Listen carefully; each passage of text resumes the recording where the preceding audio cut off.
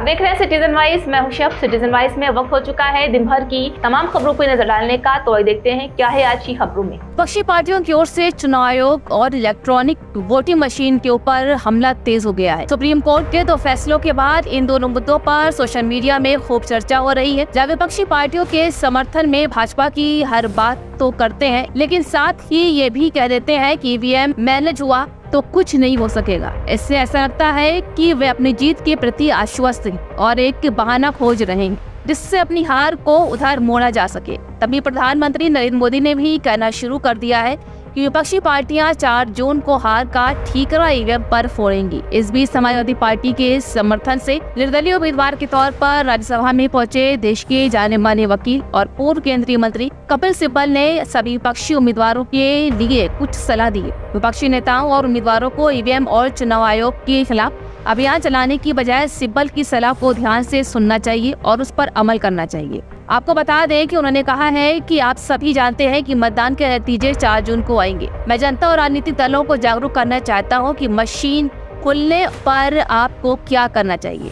अवगत कराना चाहता हूं कि जब मशीन खुले तो आप लोगों को क्या करना चाहिए, ये बहुत बहुत महत्वपूर्ण है। तो मैंने एक चार्ट बनाया आपके लिए, सब दलों के लिए चार्ट बनाया है और जो भी वहाँ काउंटिंग एजेंट बैठे हैं उनके लिए चार्ट बनाया है कि आपको क्या सुरक्षा करनी चाहिए काउंटिंग के वक्त। ठीक है, तो मैं चार्ट ये आपको दे भी दूंगा। अब इस चार्ट में आप देखोगे कि पहले लिखा है CU नंबर। CU नंबर मतलब कंट्रोल यूनिट नंबर, बाईं तरफ ऊपर कंट्रोल यूनिट नंबर। उसके नीचे लिखा है BU number, that means ballot unit number. So control unit number होगा यहाँ, बैलेट नंबर यूनिट होगा। ठीक है, और फिर पेपर सील होगी, उसकी पेपर सील होगी, VVPAT ID होगा। सो ये चारों चीज़ें लिखित रूप में होंगी वहाँ। ठीक है, आपको मैच करना है क्योंकि ये कंट्रोल यूनिट नंबर को आपको दिया जाता है। फिर आप आ जाओ काउंटिंग टेबल नंबर 1 में, उदाहरण के तौर पे। तो काउंटिंग टेबल नंबर 1 में आप देखोगे EVM इज ऑन ECI। ठीक है, नो प्रॉब्लम। तीसरा कॉलम बहुत बड़ा इंपॉर्टेंट है। तीसरे कॉलम पे लिखा है 4 जून 24, 4 जून 2024। ठीक है, और नीचे लिखा है टाइम मतलब कि ये रिजल्ट से पहले ये लिखित रूप में आ जाएगा 4 जून टाइम। कब मतलब कि कब ये इसका टाइमिंग कब होगा ये पता चल जाएगा आपको। ठीक है, अगर इस टाइम में अंतर हो तो गड़बड़ है। तो आपको देखना है कि इस टाइम में कोई अंतर नहीं है,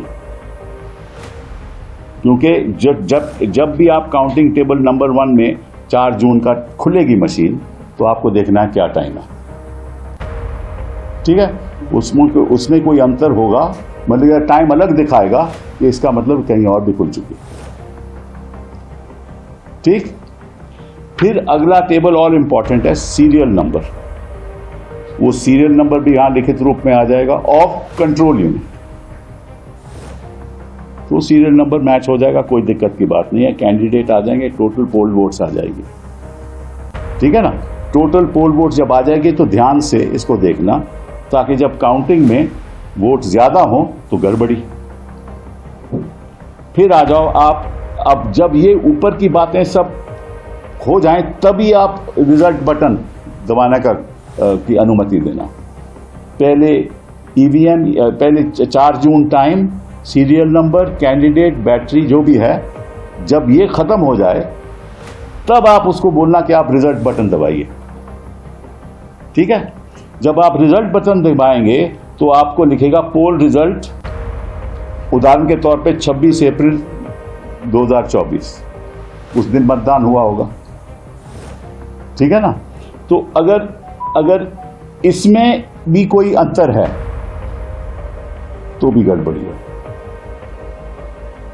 और PST का मतलब poll and poll start timer and poll end timer.